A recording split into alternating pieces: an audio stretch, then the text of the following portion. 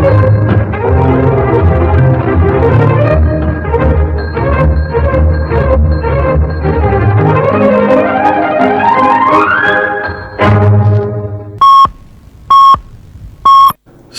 p.m. Pakistan Standard Time. Assalamu alaikum.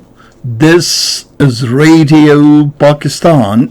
The news read by Daman Zaman. The headlines. The National Assembly will celebrate the Golden Jubilee of the 1973 Constitution in a month-long series of events commencing from Monday. The Senate in a resolution has called upon all the stakeholders to work tirelessly to augment the country's health infrastructure. Saudi Arabia will provide a loan of $240 million to support the Mamand multipurpose dam project. A report by an international media outlet says the American weapons left in Afghanistan are being used by the banned militant groups for militancy in Pakistan. The United Nations has warned that Taliban's decision to ban women from working for the United Nations will have devastating consequences for aid delivery. The All Parties Hurriyat Conference chairman has appealed to the World Human Rights Organizations to take immediate notice of the plight of the Kashmiri political detainees and play a role in their release. And now the news in detail. The Speaker National Assembly Raja Parvez Ashraf has said a comprehensive one-month-long celebrations will be organized in connection with the Golden Jubilee of the 1973 Constitution. In his remarks in the House today, he said these celebrations will begin on Monday at 10 in the morning at the Parliament House in Islamabad. The Speaker said a National Constitutional Convention is being organized in the House. Different segments of the society, including constitutional heads of the provinces, vice-chancellors of the universities, women, social and political workers and students have been invited to attend the convention.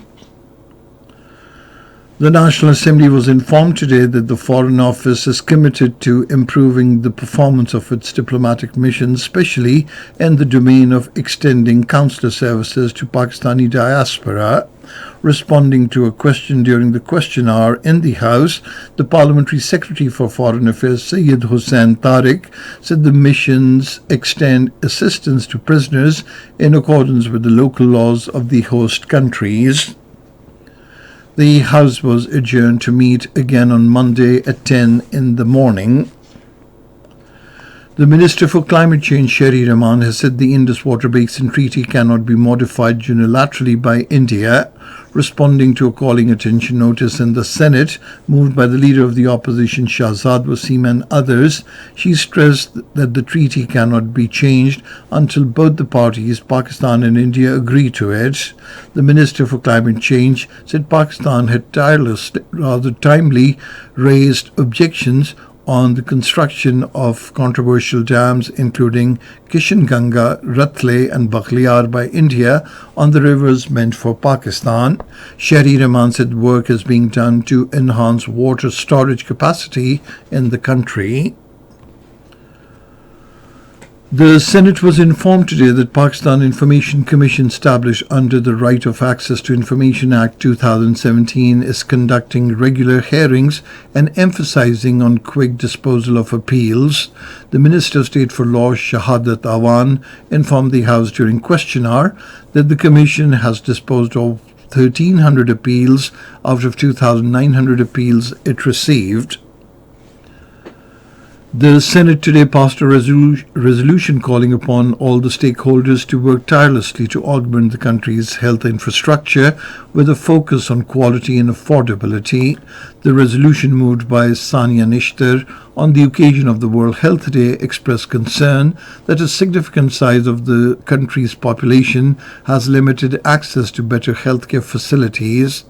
It emphasized that the goals of development in the country cannot be realized without taking steps towards building a healthy nation.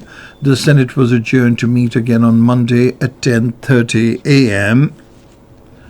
The Minister of State for Law and Justice, Shahadat Awan, has proposed the formation of of separate courts in the country comprising a constitutional superior court and a federal Supreme Court to efficiently resolve both constitutional and normal cases, responding to a calling attention notice of Senator Rukhsana Zubairi in the Senate recently.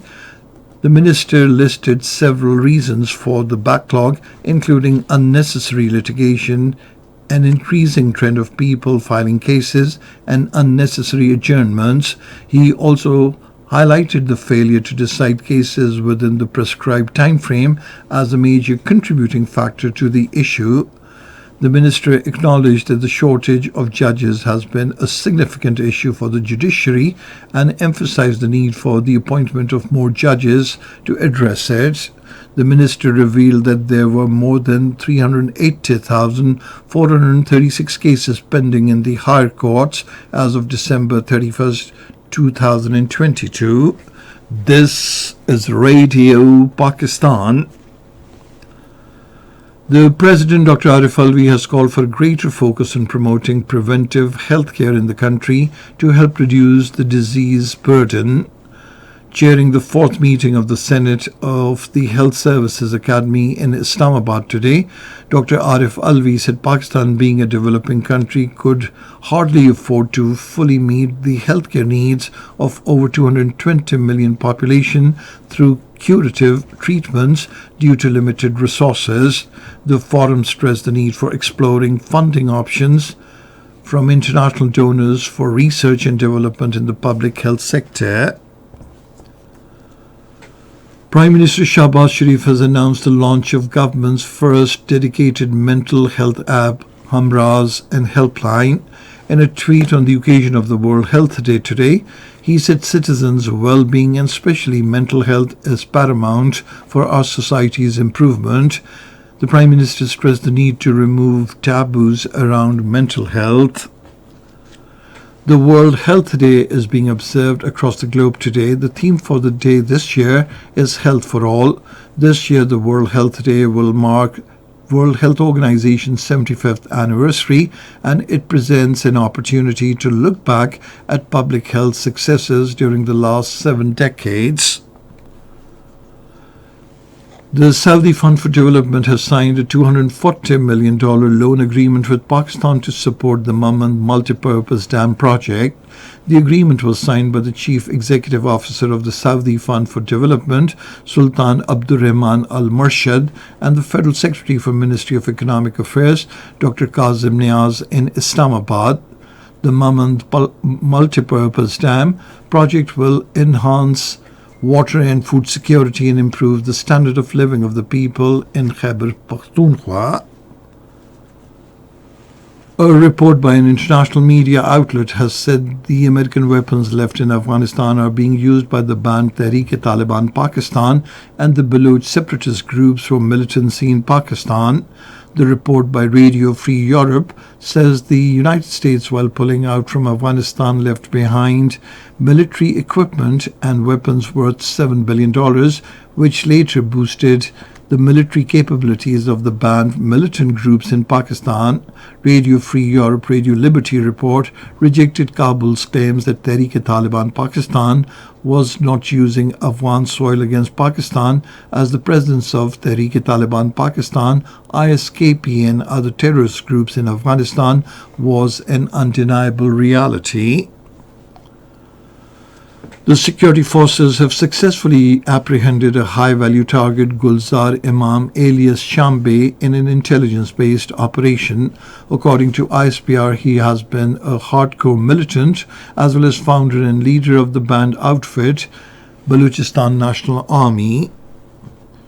The United Nations has warned that Taliban's decision to ban women from working for the United Nations will have devastating consequences for aid delivery.